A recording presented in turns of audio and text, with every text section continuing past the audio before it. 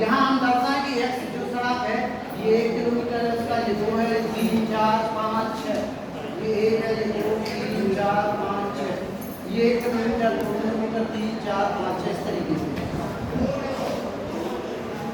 अब हम देखते हैं कि मान लीजिए अब हमें उसको स्थिति का क्या कराना है। मान लीजिए कोई लड़का यहाँ खड़ा हुआ है,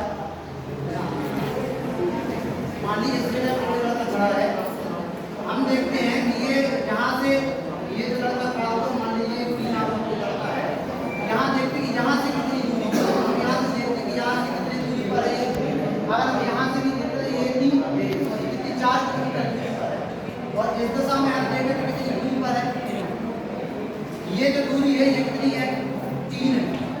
ये वाली दूरी कितनी है, 4 है। ये वाली दूरी कितनी है, 4 है। ये वाली दूरी कितनी है, 4। ये वाली दूरी कितनी है, 3। मतलब जो लड़का है आपका इस पॉइंट पे खड़ा है, उस देखिए एक्स अक्ष से कितनी दूरी पे खड़ा है।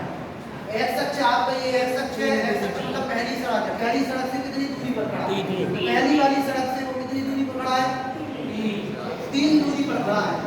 और अगर हम यहाँ देखते हैं कि दूसरी वाली सड़क मतलब बाएं वाली जो सड़क है उससे कितनी दूरी पर खड़ा है, तो हम देखते हैं कितनी दूरी पर खड़ा है, वो 4 दूरी पर खड़ा है। अगर ऐसे उसको समझ में नहीं आता तो अपन बता सकते कि बेटा यहाँ ध्यान से देखो ये एक आयत बन रहा है, और अगर आयत बन ज़्यादा रहा है बड़ा नहीं वीडियो की बजाय कितनी होती है, बराबर। ये जो दूरी है ये कितनी है, 4 किलोमीटर है। यहाँ से देखो तो ये कितने किलोमीटर है, 4 किलोमीटर। और यहाँ देखो ये वाली दूरी कितनी है, 3 किलोमीटर। आयत की सामने की भुजा बराबर होती है, तो ये 4 है तो ये भी कितना होगा, 4 किलोमीटर। ये 3 है तो ये भी कितना होगा, 3 किलोमीटर। अब ये जो लड़का खड़ा हुआ है, आपको बताना है कि ये लड़का है इस चौराहे से कितनी दूरी पर, ये लड़का है इस चौराहे से कितनी दूरी पर है। ये जो लड़का खड़ा है और ये चौराहा है, इस चौराहे से लड़का जो है कितनी दूरी पर खड़ा हुआ है। तो इसको हम किस तरीके से कर सकते हैं, यहाँ तो पाइथागोरस से भी हल हो जाएगा।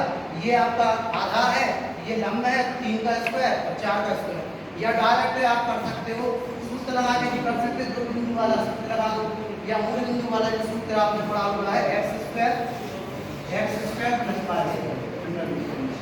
x की वैल्यू आप बताओगे यहाँ से कितनी आई है, 4 किलोमीटर, और y की वैल्यू कितनी आई है, 3 किलोमीटर। तो 4 का वर्ग 3 का वर्ग, ये हो जाएगा 16 प्लस 9, और 16 और 25 का कितना आ जाएगा, 5। उसको बताएं कि ये जो दूरी है आपकी, ये जो आई है ये आई है 5 किलोमीटर। कितने किलोमीटर आई है, 5। इसी तरीके से अपन क्या कर सकते हैं, एक नंबर का क्वेश्चन पूछा जाता है कि इस बिंदु 4,3 की y अक्ष से दूरी कितनी है, तो इस बिंदु की x अक्ष से दूरी कितनी है, ये एक नंबर का क्वेश्चन पूछा जाता है।